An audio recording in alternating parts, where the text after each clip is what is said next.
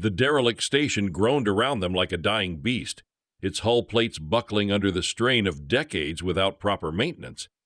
Andrew pressed his back against the corridor wall, the worn data chip from his old flagship cutting into his palm as his fingers tightened around it. Somewhere in the maze of twisted metal and sparking conduits, Kha'Vren drones hummed their death song. 15 meters and closing, Marie whispered, her hazel eyes reflecting the glow of her handheld scanner. Her dark braid had come loose during their flight through the station's ventilation system, and grease stains decorated her jumpsuit like war paint. Her fingers tapped a nervous rhythm against the device. 321, 321, the same pattern she used when debugging particularly stubborn code. Andrew's jaw clenched as he processed their situation. The Kha'Vren patrol had found their hiding spot faster than expected, which meant either their intelligence was outdated or someone had sold them out. Again. His slumped shoulders straightened despite himself as tactical options cycled through his mind. "Can you mask our heat signatures?" he asked, his voice carrying the clipped authority that had once commanded a fleet of 12 ships. Before the court-martial. Before the exile. Before humanity had written him off as another failed admiral who defied direct orders. Marie's lips curved into a sharp smile. "Already on it. Jury-rigged the environmental controls to create thermal ghosts. Should buy us 5 minutes before they realize they're chasing shadows." The station shuddered as the drones passed overhead, their scanning beams carving through the darkness like molten amber. Andrew watched Marie work, her nimble fingers dancing across interfaces that hadn't seen proper maintenance in years. She made it look effortless, but he caught the tension in her shoulders, the way she bit her lower lip when concentrating on problems that would stump most engineers. "There," she breathed, and the scanner in her hands chimed softly. "Signals stronger from Section C. Whatever's broadcasting from that nebula, it's definitely artificial and definitely human." Andrew felt something stir in his chest. Not hope exactly, but the first flicker of purpose he'd experienced in months. His thumb rubbed unconsciously against the data chip, worn smooth by 3 years of nervous habit. The chip contained his final log entry as Admiral of the Terran Defense Fleet, recorded moments before he'd made the choice that destroyed his career and saved 200,000 civilian lives. "How many drones between us and the shuttle bay?" he asked. Marie's scanner swept the corridor ahead. 4, maybe 5 if they've split into hunter-killer pairs, standard Kha'Vren patrol formation. Her fingers resumed their rhythmic tapping, faster now. "But there's something else. The signal's not just a beacon, it's encrypted. Old encryption, military grade." The implications hit Andrew like a physical blow. Military signals from the Veil Nebula meant either a lost human patrol, unlikely after 40 years, or something far more significant. His gray eyes narrowed as he studied the schematic Marie had pulled up on her scanner. The nebula was marked as a navigation hazard, its dense particulate clouds playing havoc with sensors and communication arrays. Perfect place to hide something you never wanted found. "Can you crack the encryption on the move?" he asked. "Give me 20 minutes and access to a proper computer core." Marie's hazel eyes sparked with the challenge. "But first we need to reach the shuttle without getting vaporized by drone fire." Andrew straightened fully, shedding the weight of exile like an old coat. His hands moved to the makeshift weapons they'd cobbled together from station salvage, a repurposed plasma torch and a handful of mining charges. Not much against military hardware, but he'd learned to work with worse odds. "When I give the signal, kill the thermal masking and route all power to the Section C blast doors," he said, his voice carrying the calm certainty that had once inspired crews across 3 star systems. "We're going to turn their own patrol patterns against them." Marie nodded, her fingers already moving across the control interface. Thermal masking down in 3, 2, 1. The station's lights flickered and died as power rerouted through jury-rigged circuits. In the sudden darkness, Andrew heard the distinctive whine of drone repulsors adjusting to new heat signatures. He smiled grimly, counting heartbeats until the moment was right. "Now," he whispered. The blast doors screamed open with explosive force, ancient hydraulics driven beyond their design limits. The sudden decompression caught the lead drone perfectly, slamming it into a bulkhead with enough force to crack its armor plating. Andrew was already moving, plasma torch carving through the second drone's sensor array before it could recalibrate. Behind him, Marie's scanner chimed again. The signal from the nebula was stronger now, almost urgent in its repetitive pattern. Whatever waited for them in that dark cloud, it had been calling for a very long time. The salvaged shuttle, Defiance, shuddered as it punched through the outer edge of the Veil Nebula, its hull plates groaning under electromagnetic stress that made Andrew's teeth ache. He gripped the pilot's controls with white knuckles, fighting the ship's tendency to drift as dense particle clouds played havoc with the inertial dampeners. "Radiation's climbing past yellow line," Marie called from the co-pilot's seat, her voice tight with concentration. Her fingers flew across jury-rigged sensor arrays, coaxing readings from equipment that had no business functioning in this environment. Hull temperatures spiking, too. This bucket wasn't designed for nebula diving. Andrew's jaw clenched as he adjusted their vector, following the beacon signal that grew stronger with each kilometer deeper into the cloud. The Defiance had been built for short-range freight runs, not deep space exploration, but it was all they'd managed to steal during their escape from the station. He'd flown worse ships through worse conditions, though usually with better odds of survival. "How's our friend doing back there?" he asked, nodding toward the rear compartment where they'd stashed the damaged Kha'Vren drone. Marie had insisted on bringing it along despite the risk, claiming its neural processor might contain useful intelligence. "Still transmitting location pings every 37 minutes, Marie replied, not looking up from her screens. "But the nebula's interference should mask them until we're deeper in, assuming the radiation doesn't fry its circuits first." The shuttle lurched as they hit a particularly dense pocket of charged particles. Andrew felt his stomach drop as artificial gravity fluctuated, and for a moment the ship's hull temperature gauge spiked into the red zone. His gray eyes scanned the instrument panel, calculating how much abuse the Defiance could take before critical systems started failing. "Signal strength," he asked. Marie's scanner chimed softly. "Stronger. Definitely artificial. Definitely human military encryption. But there's something else." She paused, fingers tapping that nervous 3-2-1 pattern against her console.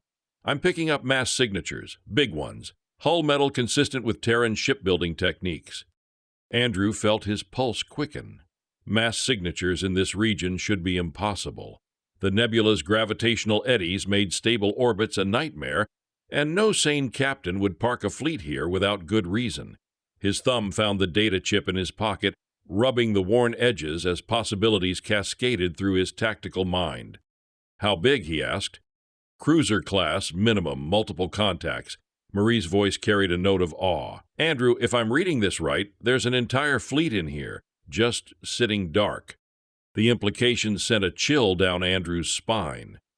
A hidden fleet meant either a massive salvage operation or something far more significant.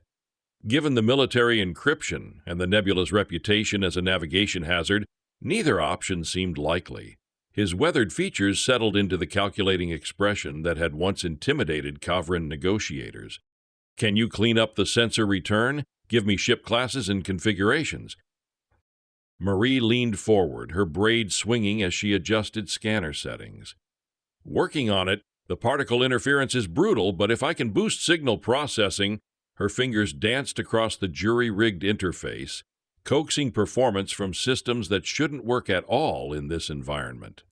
The Defiance bucked again as they passed through another charged region. This time the lights flickered, and Andrew felt the subtle vibration that meant their power core was straining. He adjusted their heading slightly, seeking the path of least resistance through the nebula's chaotic currents. "There," Marie breathed, and her scanner's display sharpened into focus. "Sweet mother of algorithms, Andrew, you need to see this." He leaned over to study her readings and felt his breath catch. The mass signatures resolved into ship profiles he recognized, sleek lines and aggressive angles that screamed human engineering. But the configurations were wrong, older somehow, with weapon arrays and armor plating that predated current Terran designs by decades. "Those ships are from the Frontier Wars," he said, his voice carrying a note of disbelief. "But the last Frontier War vessel was scrapped 40 years ago." Not all of them, apparently. Marie's hazel eyes sparkled with curiosity as she enhanced the scanner return. "I'm reading 12 ships. All dark, no active emissions. They're just floating there like a ghost fleet." Andrew straightened in his pilot's seat, shoulders squaring as command instincts kicked in. Ghost fleets didn't happen by accident, especially not in navigation hazards like the Veil Nebula. Someone had put those ships here deliberately, hidden them where nobody would think to look. "Can you get us closer without triggering any proximity sensors?" "Already plotting an approach vector," Marie replied, her fingers moving with practiced efficiency. "But Andrew, if these ships have been here for 40 years, their life support systems will be long dead. Whatever we find in there, it won't be pretty." The Defiance shuddered again as they adjusted course, diving deeper into the nebula's electromagnetic maze. Through the viewports, Andrew could see the charged particles creating aurora displays against the ship's hull, beautiful and deadly in equal measure. Somewhere ahead waited answers to questions he'd never thought to ask. His thumb rubbed against the data chip as tactical possibilities multiplied in his mind. A hidden fleet meant resources, maybe even functional weapons if they were lucky, but it also meant secrets, and in his experience, military secrets usually came with a price tag written in blood. "There," Marie said suddenly, pointing at her display. "First contact bearing 27 Mark IV. It's a destroyer class running silent." Andrew peered through the viewport and felt his heart skip. Emerging from the charged mists like a specter was the angular silhouette of a Terran destroyer, its hull scarred but intact, and beyond it, barely visible through the particle haze, the shadows of more ships waited in the dark. The destroyer Valiant hung before them like a steel cathedral, its hull pocked with micrometeorite impacts but structurally sound. Andrew guided the Defiance through the debris field that surrounded the Ghost Fleet, his experienced eye cataloging damage patterns and tactical positions. Whoever had hidden these ships had arranged them in a defensive formation, weapons arcs overlapping in a pattern that would have made any attacking force pay dearly. "Docking collars intact," Marie reported, her fingers flying across the sensor array. "Atmosphere's gone, obviously, but the hull breach protocols seem to have worked. Most compartments should be sealed." Andrew felt the familiar weight of command settling on his shoulders as he maneuvered their shuttle toward the destroyer's auxiliary docking port. His gray eyes swept the tactical display, noting weapon configurations and armor plating that belonged to an era when humanity had been fighting for its survival among the stars. These weren't the sleek diplomatic vessels of the modern Terran fleet. These were warships, built to kill and designed to endure. The docking procedure went smoothly despite the age of the equipment. Andrew felt the subtle vibration as magnetic clamps engaged, sealing their shuttle to the destroyer's hull. Through the airlock's viewport, emergency lighting cast eerie shadows down corridors that had been dark for decades. "Environmental suits sealed and checked," Marie said, adjusting the helmet of her makeshift gear. They'd cobbled together breathing apparatus from the Defiance's emergency supplies, equipment that would give them maybe 2 hours of exploring time before running out of air. Andrew nodded, his own suit feeling bulky and unfamiliar after years of groundside exile. His weathered hands checked weapon charges and emergency beacons with the practiced efficiency of someone who'd spent too many years expecting the worst. The data chip sat secure in a sealed pocket, its familiar weight a reminder of why he was here. The airlock cycled, and they stepped into the Valiant's darkened corridors. Emergency lighting flickered on automatically, responding to their movement with systems that had been waiting 40 years for someone to come home. The destroyer's design was familiar yet alien, recognizably human, but built according to specifications Andrew had only seen in military archives. "Power's holding," Marie observed, her scanner painting their surroundings in false color overlay. "Emergency fusion reactors still functional. Whoever mothballed this fleet did a thorough job." They made their way through corridors lined with blast doors and weapon lockers, past crew quarters that still held personal effects from the ship's final voyage. Andrew paused at one cabin, studying a photograph of a young woman and child that someone had taped beside their bunk. The faces were unfamiliar, but the hope in their eyes was universal. "Command center's this way," he said, leading them toward the destroyer's nerve center. His tactical mind automatically cataloged defensive positions and choke points, noting how the ship's internal layout favored defenders. Whoever designed these vessels had expected to fight outnumbered and outgunned. The command center doors parted at their approach, revealing a bridge that belonged in a museum. Tactical stations surrounded a central command chair, their displays dark but intact.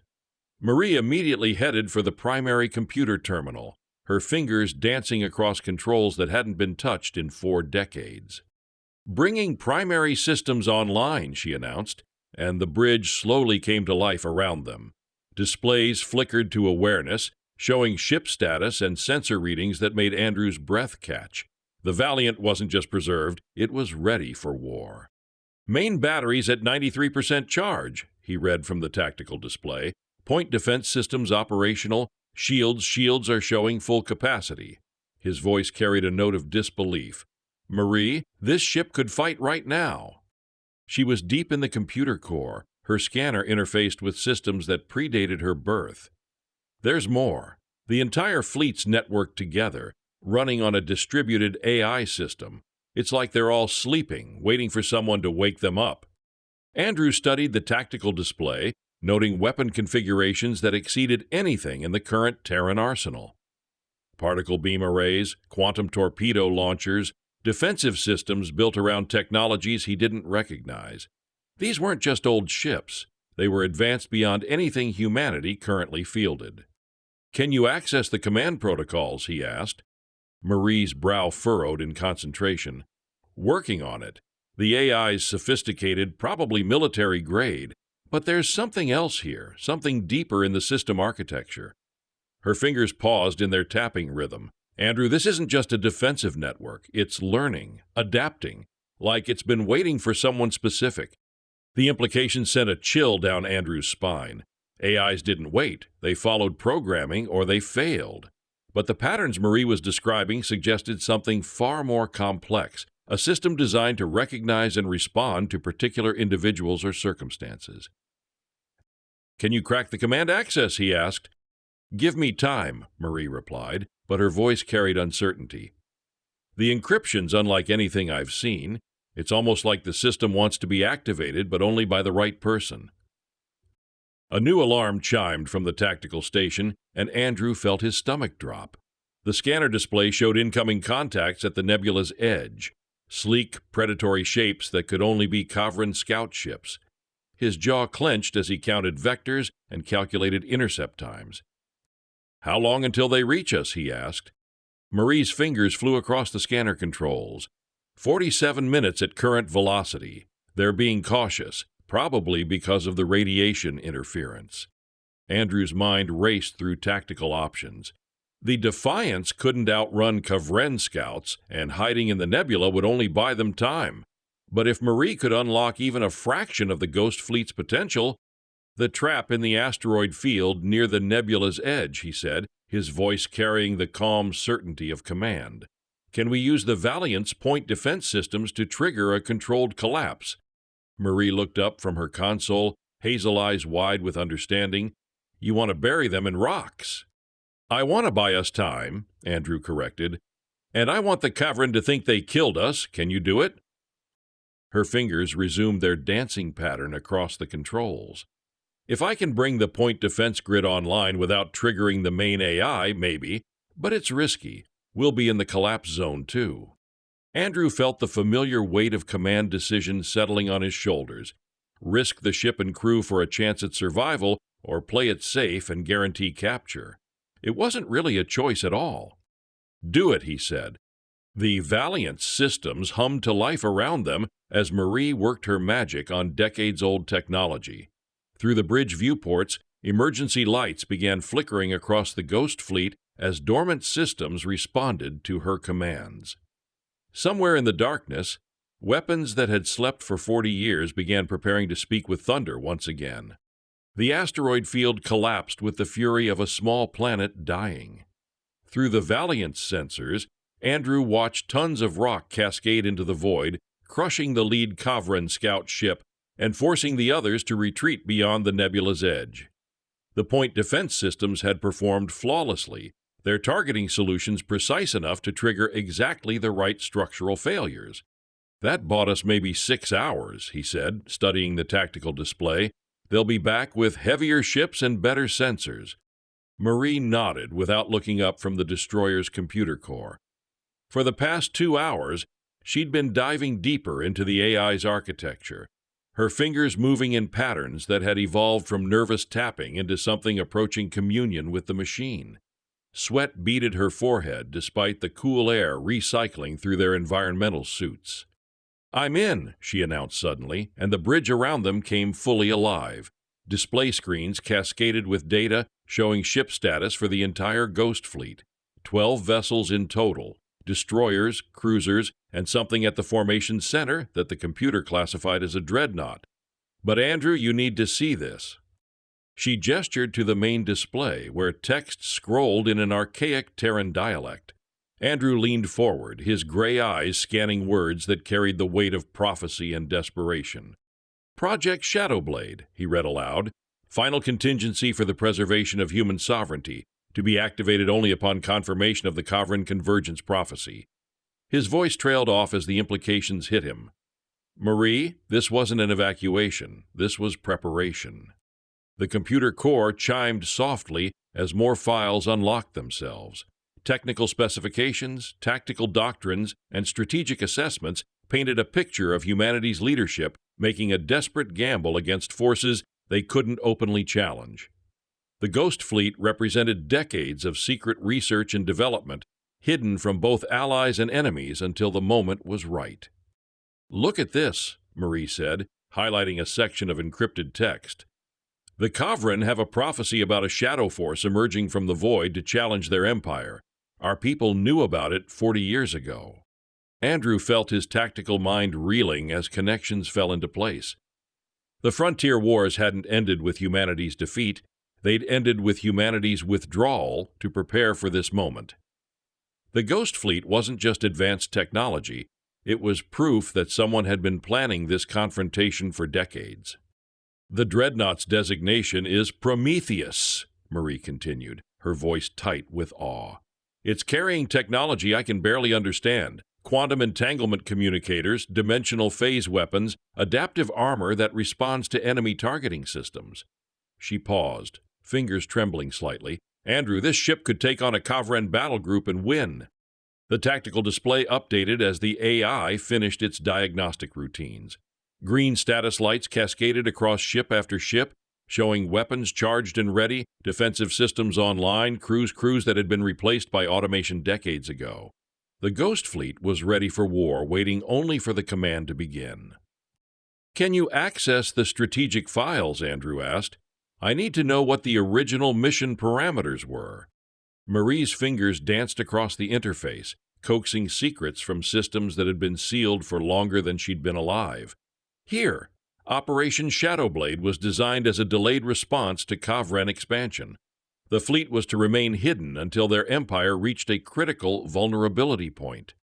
"And when is that point?" Andrew asked, though he suspected he already knew the answer. "Now," Marie replied, her voice barely above a whisper.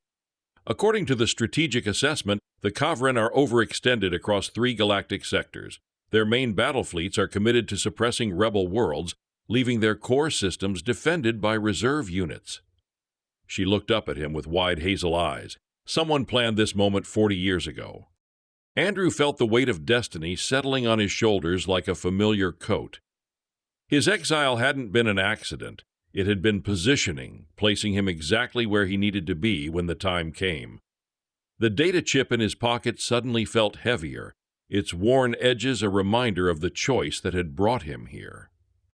"The AI's requesting command authentication," Marie said.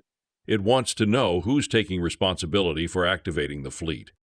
Andrew straightened in the command chair, his weathered features settling into lines of determination that had once inspired crews across 3 star systems. Outside the viewport, the Ghost Fleet waited in the darkness, weapons powered and ready to emerge from 40 years of silence. Admiral Andrew Davis, Terran Defense Force, he said formally, though the rank was ancient history. Authorization code. He paused, then recited a sequence he'd memorized as a young officer, never imagining he'd actually need it. The AI's response was immediate and devastating. Authentication accepted. Fleet status operational. Strategic assessment, Kha'Vren vulnerability window confirmed. Mission parameters, engage and eliminate all enemy forces threatening human sovereignty.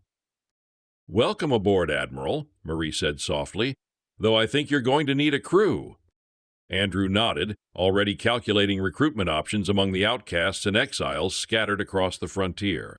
The Ghost Fleet could operate on automation, but war required human judgment, human courage, human sacrifice. And if the Kha'Vren were as overextended as the strategic files suggested, they wouldn't have long to gather forces before the Empire's response arrived. "How long before the Kha'Vren scout survivors report back to their fleet?" he asked. Marie checked the sensor readings. Their fastest ships could reach the nearest base in 18 hours. Figure another 6 for them to organize a response force. Her fingers resumed their nervous tapping. "We have maybe 30 hours before this place becomes very unhealthy." Andrew felt a grim smile touch his lips. 30 hours to crew 12 warships and prepare for a battle that had been planned before he'd ever set foot on a starship's bridge. It should have been impossible, but he'd spent 3 years learning to accomplish the impossible with nothing but stubborn determination and refusal to quit. "Then we'd better get started," he said. The recruitment broadcast went out on every smuggler frequency and exile channel Andrew could access, its message simple and direct. Redemption awaits those with nothing left to lose. Coordinates attached. Come armed. Within 18 hours, a steady stream of battered ships began emerging from hyperspace at the nebula's edge, their hulls scarred by years of running from authority and respectability. Andrew stood on the Valiant's bridge, studying the tactical display as each new arrival added another uncertain variable to his calculations. Freighter captains with grudges against the Kha'Vren Empire, mining engineers blacklisted for asking too many questions about working conditions, former military personnel drummed out for refusing illegal orders, the dregs of human space united only by their shared status as outcasts. 47 ships and counting, Marie reported from her station, her fingers dancing across communication arrays as she coordinated the influx. Most of them couldn't fight their way out of a cargo bay, but a few have real potential.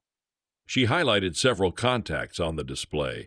That corvette there used to be Terran Navy before its captain got court-martialed for firing on Kha'Vren ships in neutral space. Andrew nodded, his gray eyes tracking the newcomer's approach vectors. Each ship represented a story of failure or defiance, individuals who'd chosen principle over pragmatism and paid the price. Exactly the kind of people who might be desperate enough to crew a ghost fleet against impossible odds. The big transport's broadcasting Terran registry, but flying under a false flag, Marie continued. Captain's name is Thatcher, and she's been running medical supplies to embargoed worlds for the past 5 years. Her crew's got engineering experience on military vessels. The first face-to-face meeting took place in the Valiant's cargo bay, with Andrew addressing a crowd of suspicious, scarred individuals who'd learned to distrust authority through bitter experience. They stood in loose groups, hands near weapons, eyes scanning for threats or escape routes. The engineer outcast from the original mission stood near the back, grease-stained jumpsuit marking him as someone who worked with his hands rather than his words. "Most of you came here because you've got nowhere else to go," Andrew began, his voice carrying the authority that had once commanded respect across 3 star systems. "The Kha'Vren Empire has marked humanity as inferior, suitable only for exploitation or elimination. They've crushed rebel worlds, enslaved civilian populations, and dismissed us as too primitive to matter." A woman near the front, Thatcher, judging by her bearing, crossed her arms and studied him with calculating eyes.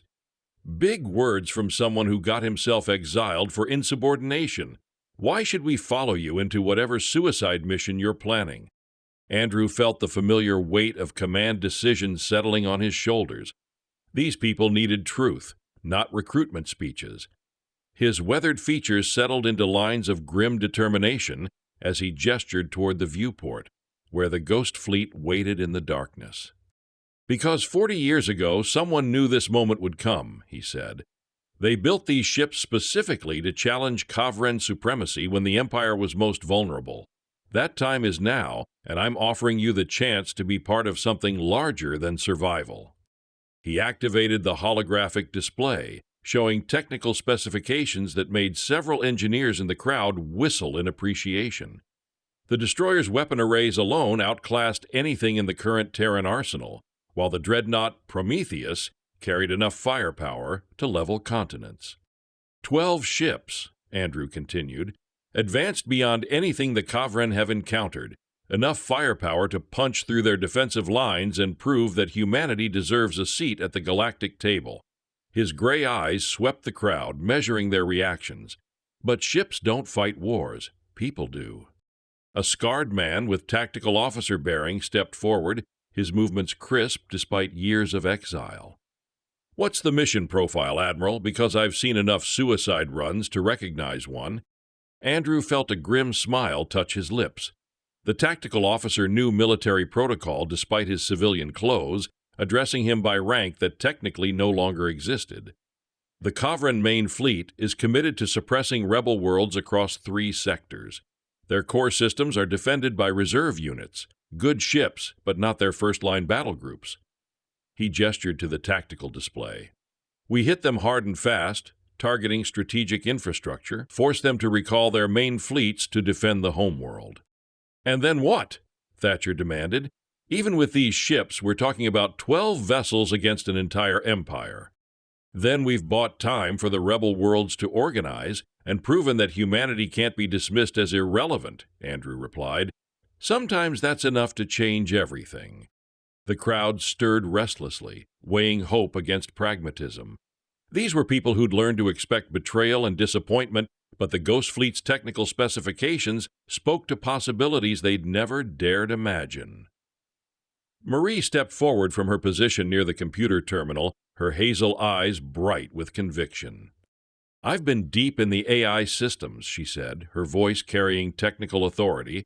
"These ships don't just have advanced weapons, they have adaptive learning protocols. They get smarter with each engagement, share tactical data across the entire fleet in real time."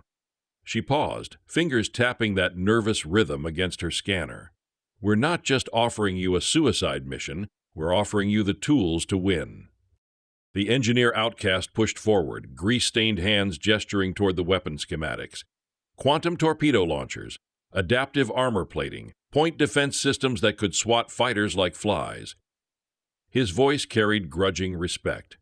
Whoever built these things wasn't planning to lose. Andrew watched the crowd's mood shift as technical possibilities overcame emotional skepticism. These were practical people who understood machinery and logistics, and the Ghost Fleet's specifications spoke a language they could trust. The tactical officer nodded slowly, his scarred features showing the first hint of hope Andrew had seen. "I'm in," Thatcher announced suddenly. "My crew's been running from Kha'Vren patrols for 5 years. Time to make them regret it." The decision cascaded through the crowd like a dam breaking.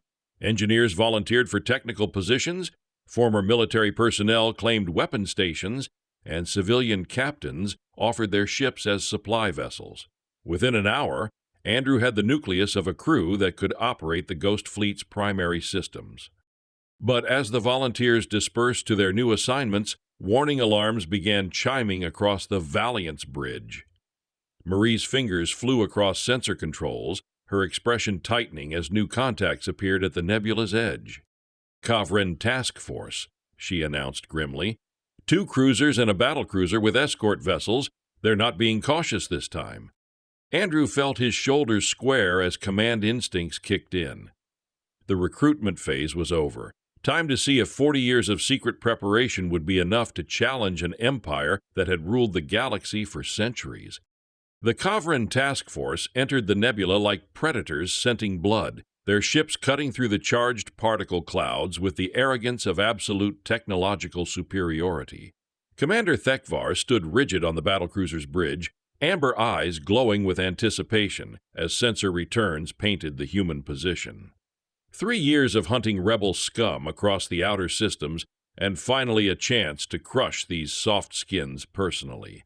12 vessels, the tactical officer reported, claws clicking against his control surface. Configuration unknown, but they're maintaining defensive positions around the central formation.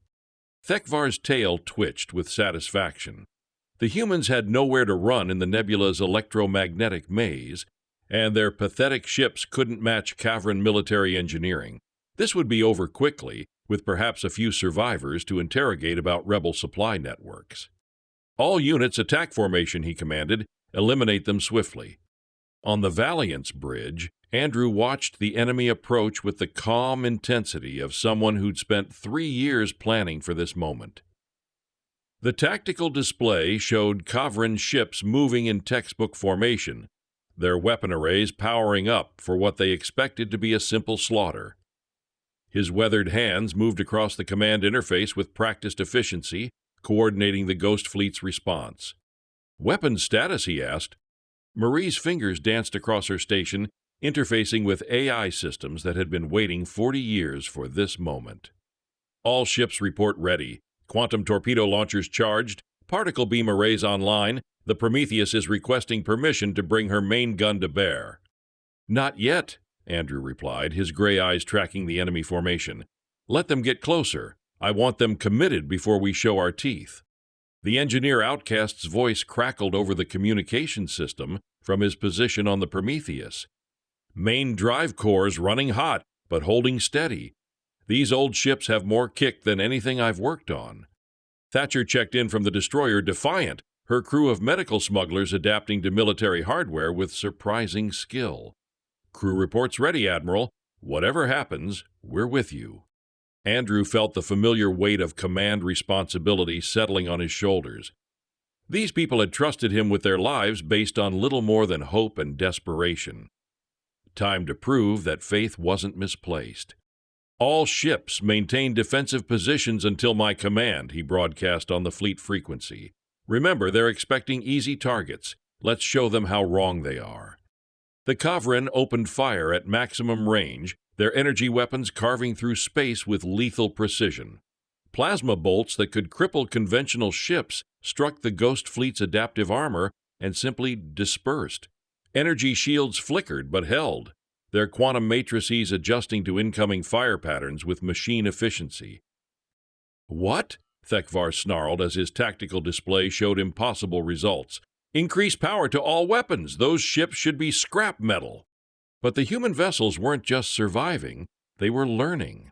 The AI network Marie had awakened began analyzing Kha'Vren weapons patterns, sharing targeting solutions and defensive protocols across all 12 ships in real time. Each plasma bolt that struck their shields made the entire fleet marginally more resistant to the next attack. "Their shields are adapting," the Kha'Vren tactical officer reported, claws clicking with nervous energy. "Energy absorption rates are increasing with each hit." Andrew smiled grimly as damage reports flowed across his screen. Superficial hits, nothing critical. The Ghost Fleet's defensive systems were performing exactly as designed, giving the Kha'Vren enough false hope to keep them engaged while the adaptive protocols learned their tactics. Time to show them what 40 years of human ingenuity looks like. The Kha'Vren task force, initially confident, began to show signs of disarray. Their coordinated attack patterns faltered as their weapons proved ineffective. Thekvar, his amber eyes narrowed in fury, ordered a full-power volley from his battlecruiser, targeting the largest human vessel, the Prometheus. A blinding wave of concentrated plasma surged through the nebula, a strike designed to crack planetary defenses. On the Valiant's bridge, Andrew watched the incoming energy with a calm that belied the immense power bearing down on them. "Marie, status on Prometheus's main gun?" "Charging, Admiral." Marie's voice was tight with anticipation, her fingers flying across the console. "Almost at critical mass. The AI's calculating optimal firing solution based on their current energy signature." The Prometheus, a leviathan of steel and advanced technology, absorbed the full force of Thekvar's attack. Its adaptive shields flared, a kaleidoscope of shifting energy, but held. The battlecruiser's crew watched in stunned silence as their most powerful attack failed to even scratch the human dreadnought.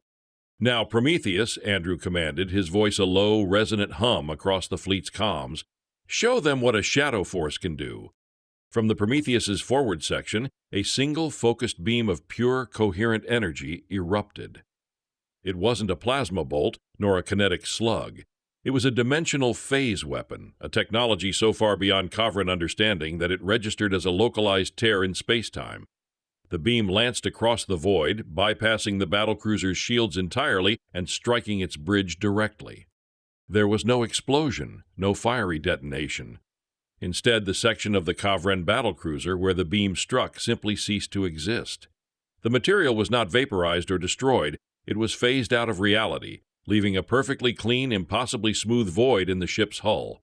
The battlecruiser, crippled and adrift, began to list, its internal systems screaming in protest. Panic erupted on the Kha'Vren tactical channels. "What was that? Their weapons bypass our shields! Retreat! Retreat!" The two Kha'Vren cruisers, witnessing the instantaneous demise of their flagship, broke formation and attempted to flee. But Andrew had anticipated this.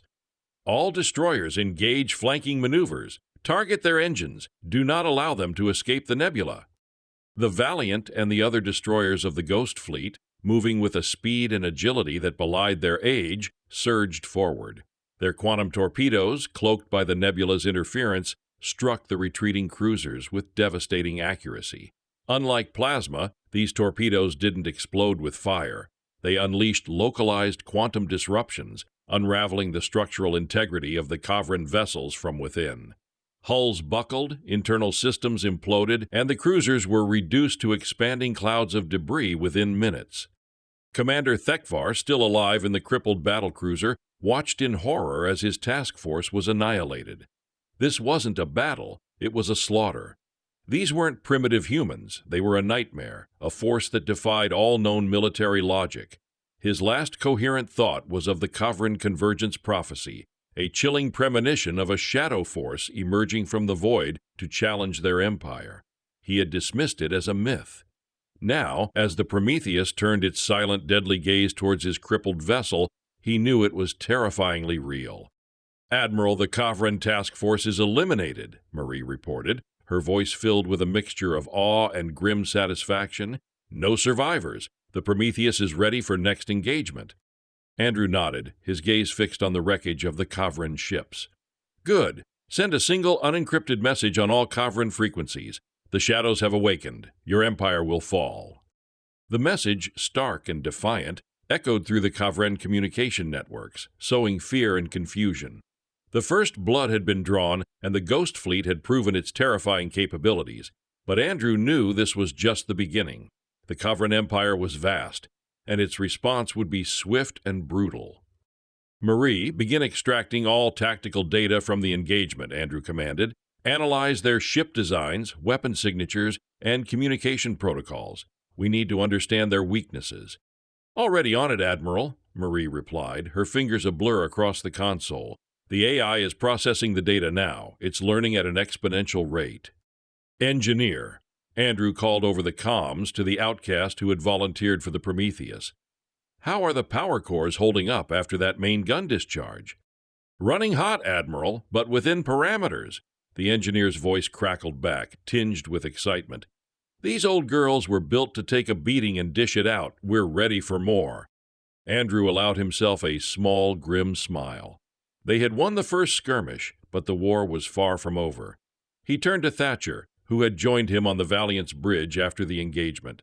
"Captain Thatcher, begin coordinating salvage operations.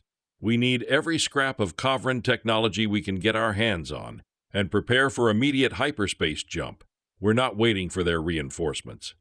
"Where to, Admiral?" Thatcher asked, her eyes gleaming with a newfound purpose. Andrew gestured to the tactical display, where the Kha'Vren Empire's core systems glowed like a malevolent star. "To the heart of the beast. We're going to hit them where it hurts the most." The Ghost Fleet, now a vanguard of humanity's defiance, emerged from hyperspace at the edge of the Kha'Vren core systems. Instead of a direct assault, Andrew ordered a series of surgical strikes, targeting critical infrastructure that supported the Empire's war machine. Shipyards, fuel depots, communication relays, each target was chosen with meticulous precision, designed to cripple the Kha'Vren's ability to wage war without engaging their main battle fleets. The Kha'Vren, still reeling from the unexpected emergence of the Shadow Force and the devastating loss of their task force, were slow to react. Their reserve units, designed for internal security rather than full-scale warfare, were no match for the Ghost Fleet's advanced technology and Andrew's brilliant tactical mind. The adaptive AI, now integrated with the salvaged Kha'Vren data, predicted their movements with chilling accuracy, allowing the human ships to strike with impunity and disappear before reinforcements could arrive. On the Valiant's bridge, the atmosphere was one of focused intensity. Marie, her face smudged with grease and her eyes bright with exhaustion, monitored the AI's progress. "Admiral, the AI has successfully infiltrated their primary logistics network. We're seeing real-time troop movements, supply lines, and even their internal political dissent." "Excellent," Andrew replied, studying the holographic display that projected the Kha'Vren core systems. "Identify their most vulnerable supply lines. We need to starve their frontline fleets." Thatcher, now a seasoned combat veteran, managed the fleet's movements with an efficiency that would have impressed any Terran admiral. "Admiral, we're getting reports of widespread panic among the Kha'Vren civilian population. Their propaganda machine is struggling to explain the phantom attacks." "Good," Andrew said, a grim satisfaction in his voice. "Fear is a powerful weapon. Let them wonder where we'll strike next." The Ghost Fleet became a legend, a whispered terror among the Kha'Vren. Their ships appearing from nowhere, striking with impossible precision, and vanishing without a trace, shattered the Empire's illusion of invincibility. Rebel worlds, emboldened by humanity's defiance, began to openly revolt, forcing the Kha'Vren to divert more resources to internal suppression. But Andrew knew this strategy had a time limit. The Kha'Vren Empire, though vast, would eventually adapt. Their main fleets, currently engaged in suppressing rebellions, would inevitably be recalled to defend the homeworld. When that happened, the true test would begin. "Admiral, incoming encrypted message from Terran High Command," Marie announced suddenly, her voice laced with surprise. "They've detected our activity. They're demanding identification and an explanation for our unauthorized military actions." Andrew felt a flicker of his old bitterness. The same High Command that had exiled him, that had dismissed his warnings, was now demanding answers. He looked at Marie, then at Thatcher, and a new resolve hardened his features. "Open a secure channel," Andrew commanded. "Transmit this message. To Terran High Command, this is Admiral Andrew Davis. We are the Terran Defense Fleet, reactivated under Project Shadowblade protocols. We are fighting a war you chose to ignore. Join us or get out of our way." The message, delivered with Andrew's unwavering authority, sent shockwaves through Terran High Command. They had believed Project Shadowblade to be a myth, an abandoned contingency from a forgotten war. Now a Ghost Fleet commanded by an exiled admiral was challenging the Kha'Vren Empire on its own turf. The response from Terran High Command was fractured. Some argued for immediate intervention, others for caution. But the undeniable success of the Ghost Fleet's operations, coupled with the growing Kha'Vren panic, forced their hand. After days of heated debate, a single terse message arrived for Andrew. "High Command acknowledges Project Shadowblade. We are deploying support fleets. Coordinates attached. Do not fail us, Admiral." Andrew allowed himself a rare, genuine smile. "Marie, coordinate with Terran High Command. We'll need their supply lines, but they will operate under our tactical command. We are not their rogue element, we are the spearhead." The arrival of the Terran support fleets marked a new phase in the war.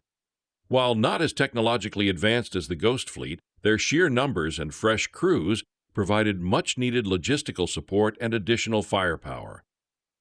Andrew, now officially reinstated as Admiral, found himself commanding a force that spanned generations of human naval design. The sleek, modern Terran ships, alongside the battle-hardened veterans of the Ghost Fleet. The Kha'Vren, facing a unified human front, were forced to recall their main battle fleets.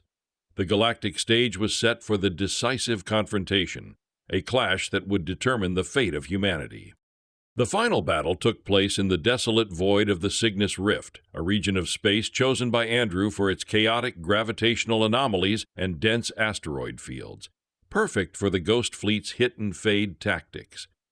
The Kha'Vren, confident in their numerical superiority, deployed their full might, massive dreadnoughts, swarms of cruisers, and countless fighter wings. "Admiral, their main fleet is engaging," Marie reported, her voice steady despite the immense pressure. "Their flagship, the Tyrant's Scythe, is leading the charge. It's a behemoth." Andrew, standing on the Prometheus's bridge, a symbolic move to inspire both his Ghost Fleet and the Terran reinforcements, surveyed the tactical display. The Prometheus's AI, now fully integrated with Kha'Vren tactical data, predicted their every move. "All Ghost Fleet vessels initiate phase shift maneuvers," Andrew commanded. "Terran support fleets, hold your positions and provide covering fire. We draw them in, then we hit them with everything we have." The Ghost Fleet, utilizing their dimensional phase drives, flickered in and out of existence, appearing behind Kha'Vren lines, unleashing devastating barrages of quantum torpedoes and dimensional phase weapon fire, then vanishing before the enemy could retaliate. The Kha'Vren, accustomed to conventional warfare, were thrown into disarray. Their coordinated attacks dissolved into chaotic individual engagements as they struggled to target the elusive human ships. The Tyrant's Scythe, frustrated by the Ghost Fleet's evasive tactics, focused its immense firepower on the Terran support fleets, believing them to be the primary threat. This was precisely what Andrew had planned.